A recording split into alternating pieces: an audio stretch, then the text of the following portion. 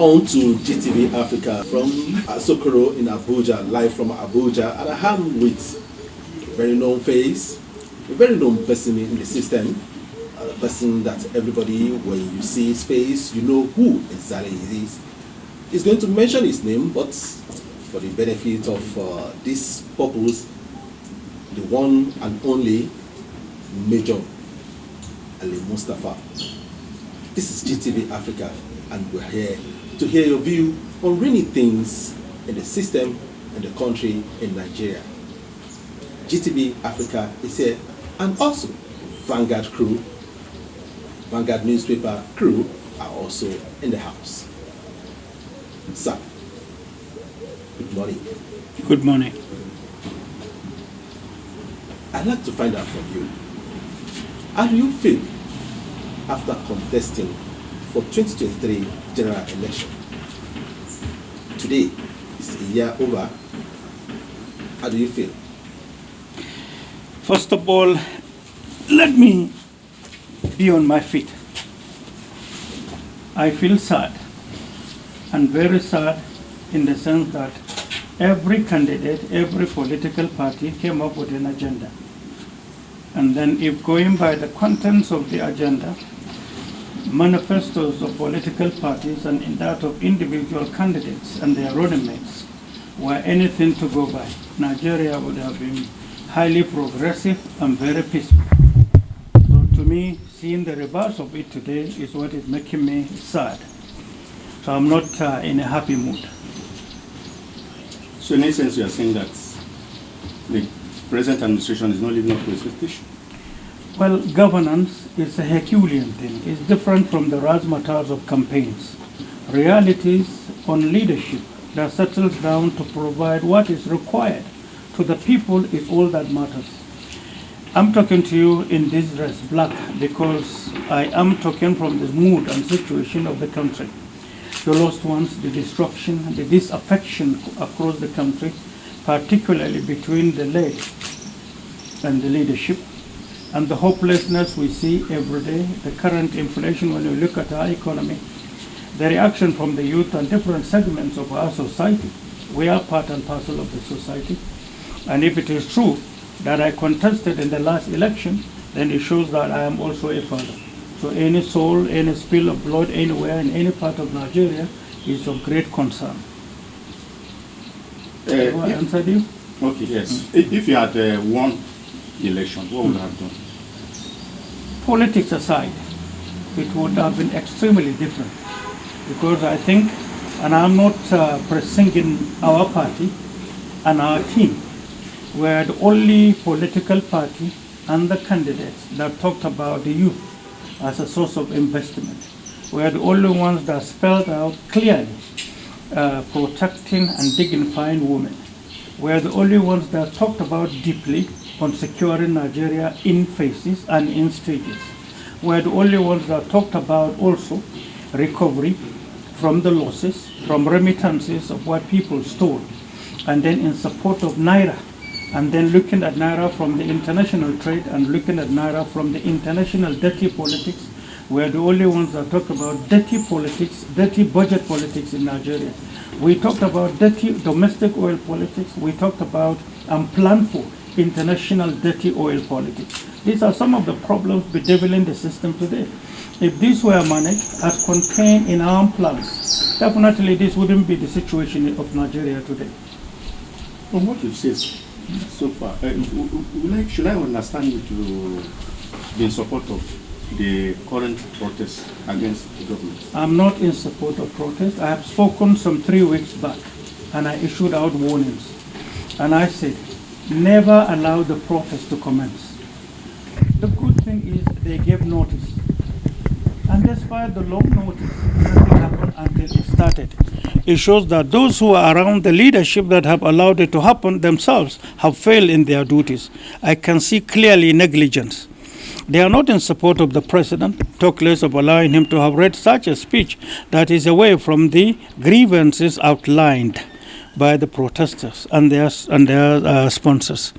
So if you push a president to be hitting left while the answer is on the right, then it shows those who misdirected him to the left are his enemies and enemies of the system and the country. Every government or every leadership is saddled with advisors and other arms of government that collectively should look at the state of the nation and present it to the president before a speech is written. So squarely and sincerely, you are hitting points, and at the end of the day, people will have succor.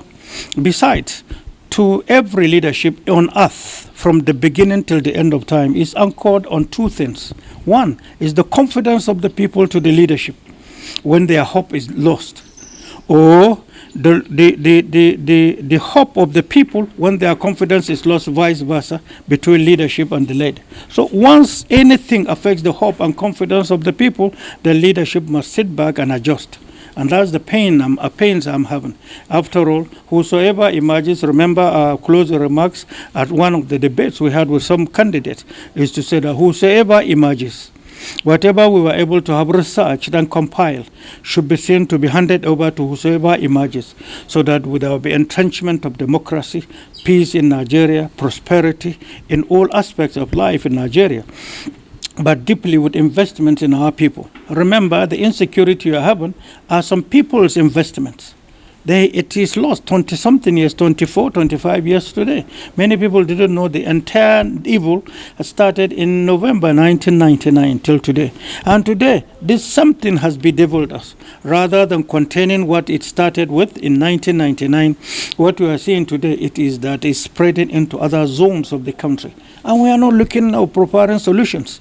Yet, your military, your police are dying in confrontation with some of these ragtag, but definitely there is international connection with internal collaborators. No country can accept that. No country. It's affecting our welfare, well-being, the psyche of our younger ones. The old are not safe. Investors are not free to come to Nigeria. Nobody is willing to come to such environment. We need to sit down together, chart a course, and get it done. And get it done for our collective interest. It's not the role of the president alone. It's not the role of legislature alone. It's our collective assignment. And for us to sit back and see things, or to see the country nosediving down the slope, it is indeed very sad.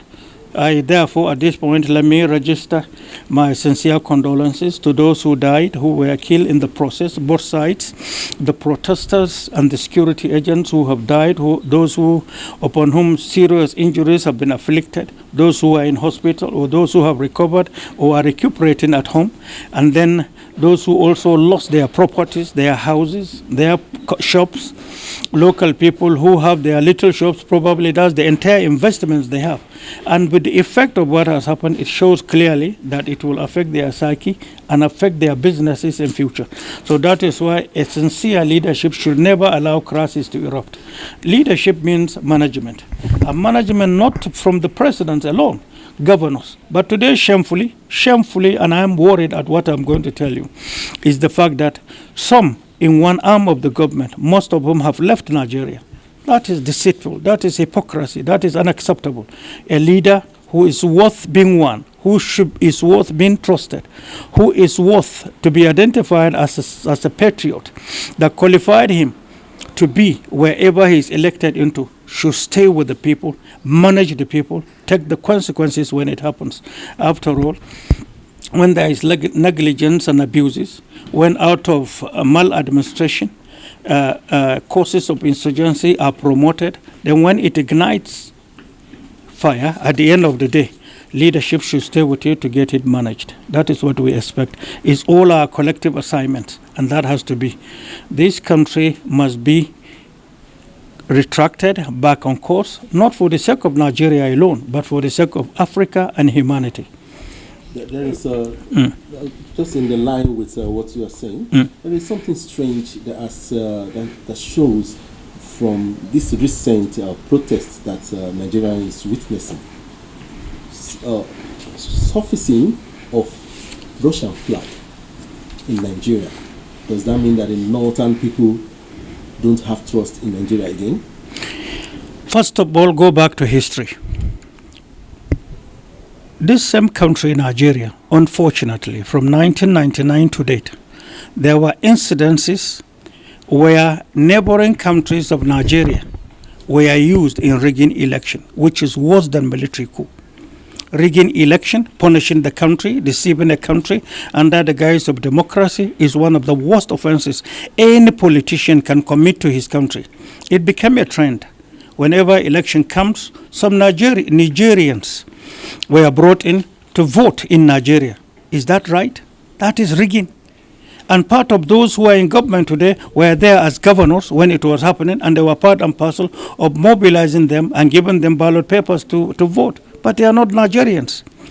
And today, that particular country you are talking about, a political situation has changed there in such a way that Russia as a country is playing a role of liberating the country. And the citizens of Nigeria are around. And I'm talking to you from what I have discovered.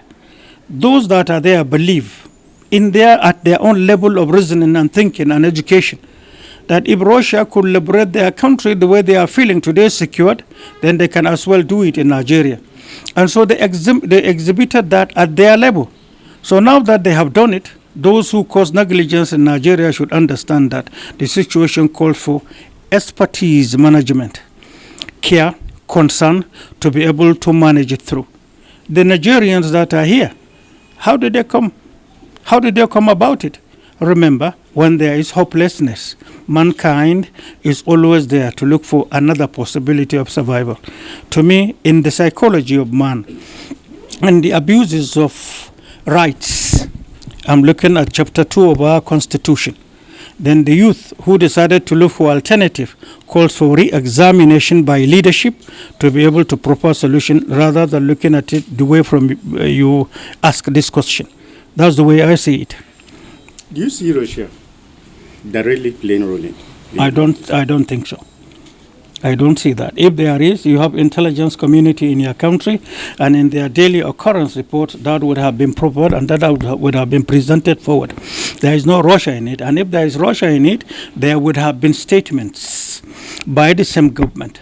And so from the little questions we ask before coming to the fore here, is to show that it is the young ones, as I narrated earlier, that came to the fore, believing that at their level, that wherever solution lies, then an individual is ready to look for it so that he can survive. Remember the adage that is universally accepted, that when a drowning man sees a sword, he is quick to put his hand to get himself bailed out.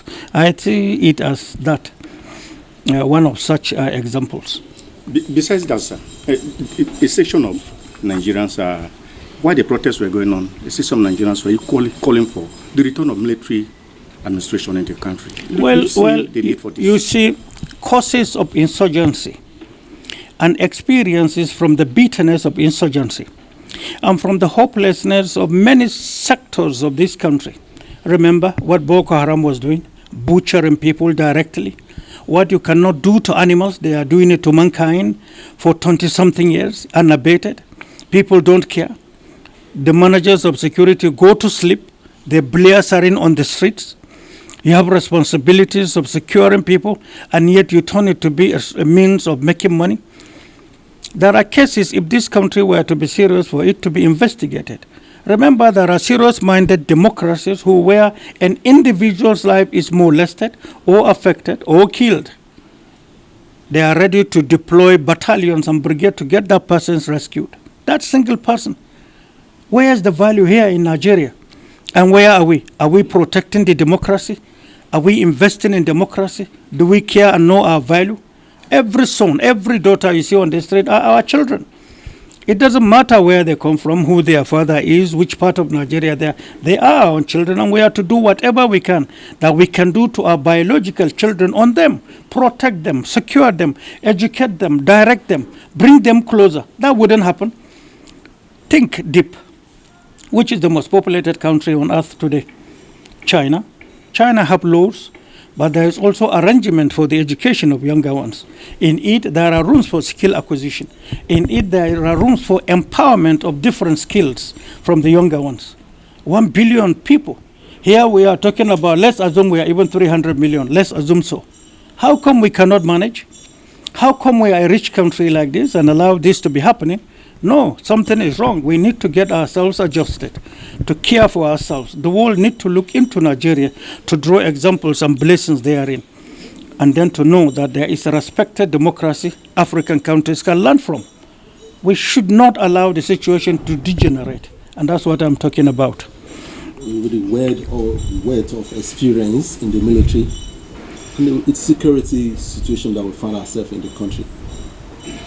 Major, what advice will you give to the security officials generally in the country? Primarily, they should look at the laws.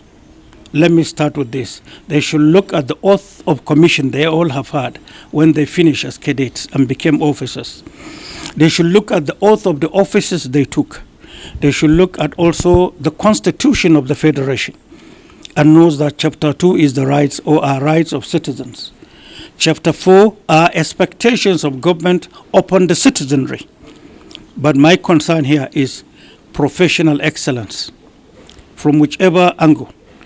And then the leadership should not shy away from tasking the military, paramilitary, Joint Intelligence Bureau, and giving them tasks within time.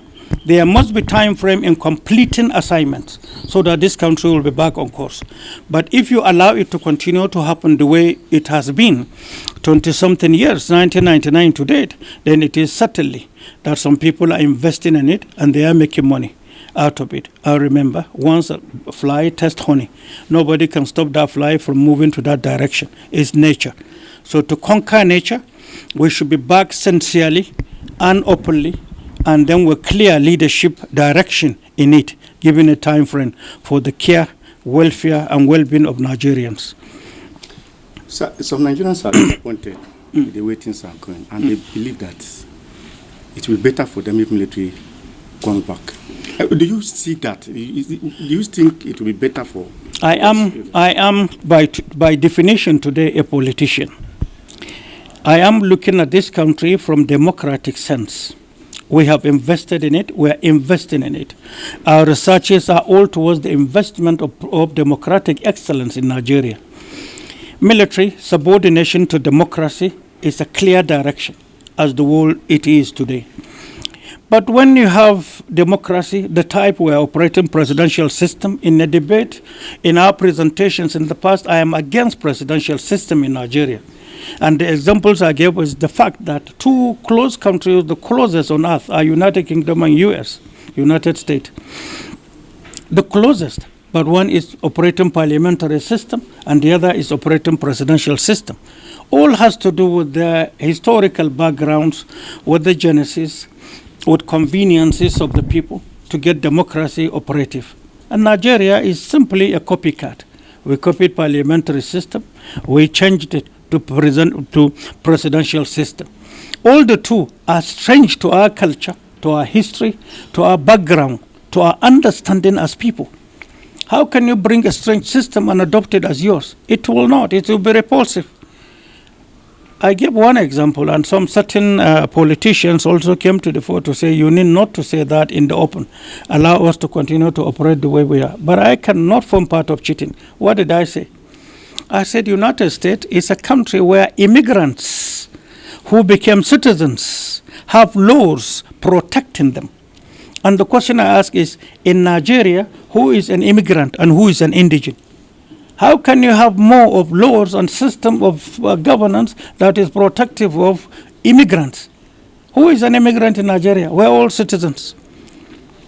So we need to chart our own course. We have to have domesticated type of democracy that will suit us and suit our future.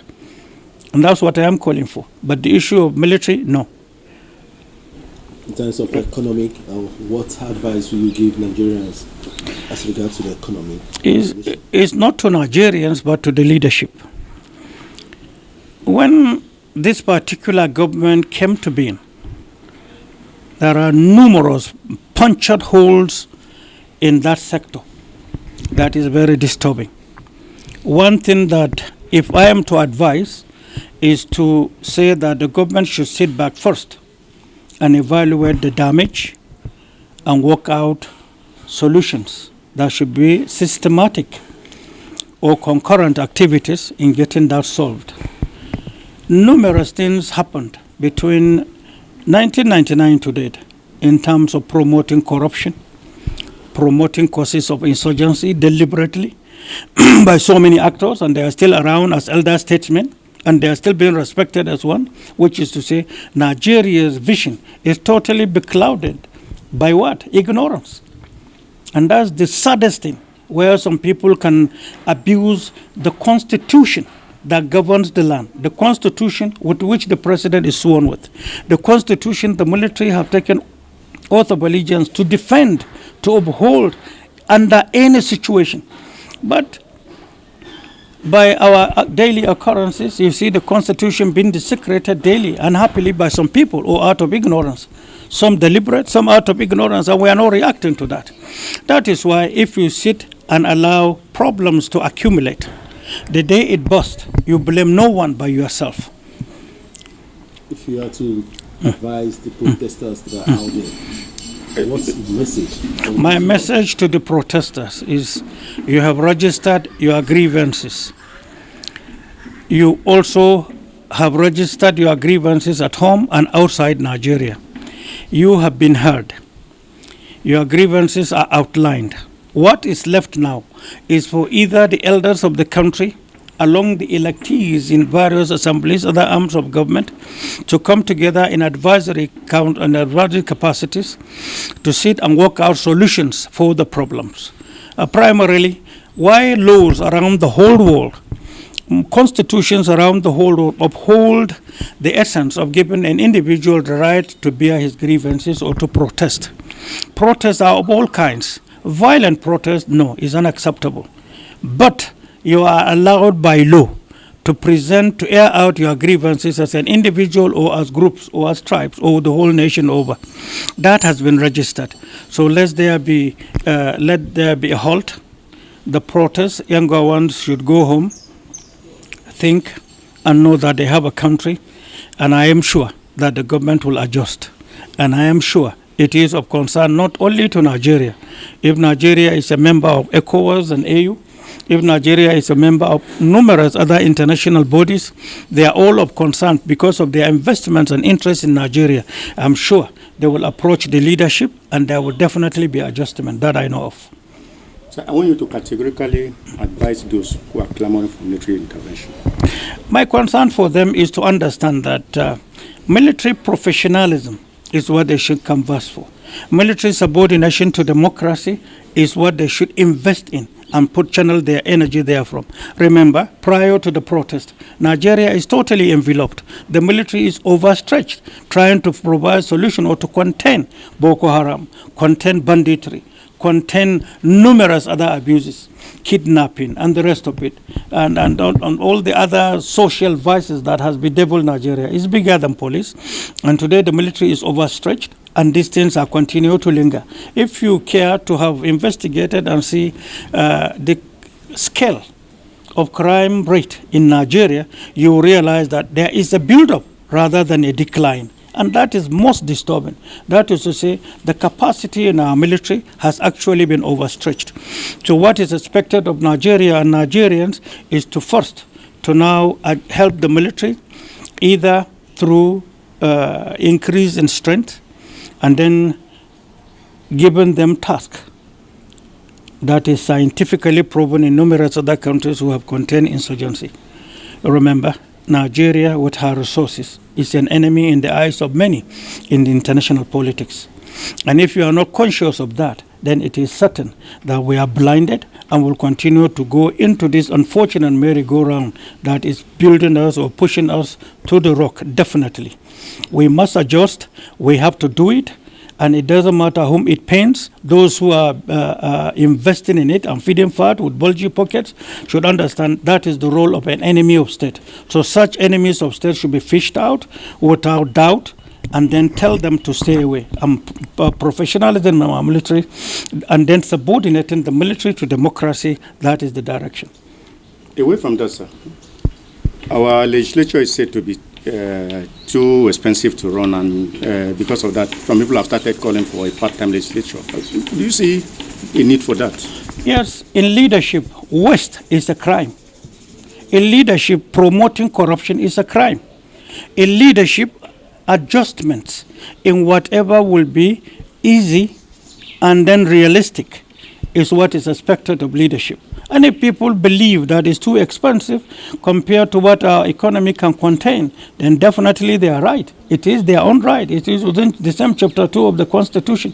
So it is around the whole world. There are numerous countries that are adjusting their democracies to support and to ease governance and to make sure that all are inclusive. It's all inclusive arrangement. In Nigeria, there are, unfortunately, exclusive parts of the country. That's not democracy. I want a categorical statement from you on, the response of security agencies to this protest. The response, federal government response, in short. Well, I found the response to be harsh. Remember, you have states, you have local governments, you have youth leaders, you have traditional rulers, you have elders, you have legislatures, representing every single zone, every single constituency. You also have state legislatures, and you have leadership there. Every state, the government should be seen to give them tasks. There are roles the military ought not to play, because today, what we are witnessing in Nigeria is a reaction by the younger ones or the poor majority who have no alternative other than to now show their grievances this way. It is unfortunate, but it is real, because we have seen it to happen. Remember the statement of J.F. Kennedy when he said, where a leadership fails to maintain or to contain or to manage the poor majority, then at the end of the day, we will have the majority eating the rich. This was in the 60s. This is J.F. Kennedy. I'm talking from realism. And how old was America's democracy that we are copying today? And how old was it in the 60s, in 1960? So let's be sincere, let's be realistic, let's show concern and love to our country. Let whatever we are saying to be practical, to be honest, to be direct and simple, rather than cumbersome arrangements only for some people to utilize that in mismanaging Nigeria. Do you think restoration of subsidy will address the problem we are facing? Look, I talked about international oil politics. I talked about domestic oil politics. It's too huge for hours to contain that subject matter. The government need to understand that. It has its own history. It has started for a long time. And I think the maximum effect of it, which started with illegal bunkering and types of illegal bunkering, which became to the fore fully in 1977, we need to go back to that. Today, the only answer I can give you to this is to say that of all OPEC countries in the world today, all the OPEC countries have their own the management of their oil resources being computerized and totally calculated. Nigeria is open, unfortunately, and examples have been given with Nigeria as a country that careless, that is open, that do not know what it is doing. Even within OPEC countries, it's sad to say that this is the country we belong to. How come you have a sector that cannot be managed? You know why? It's because there is investment of some international companies and oil companies and governments, alongside with some notable Nigerians who are into it, who are, to me, by definition, heartless, careless about the poor. Well, thank you so much. Like I said earlier, that I want to have chats with the one person that is known to the system, that is known to everyone that is looking at him. And I'm not disappointed with the opportunity gotten from you to have little discussion with you. Thank you so much, our own Major Al-Mustapha. God bless you. I'm Bemiga Olamikon. Thank you so much. It's a pleasure. Thank you, sir.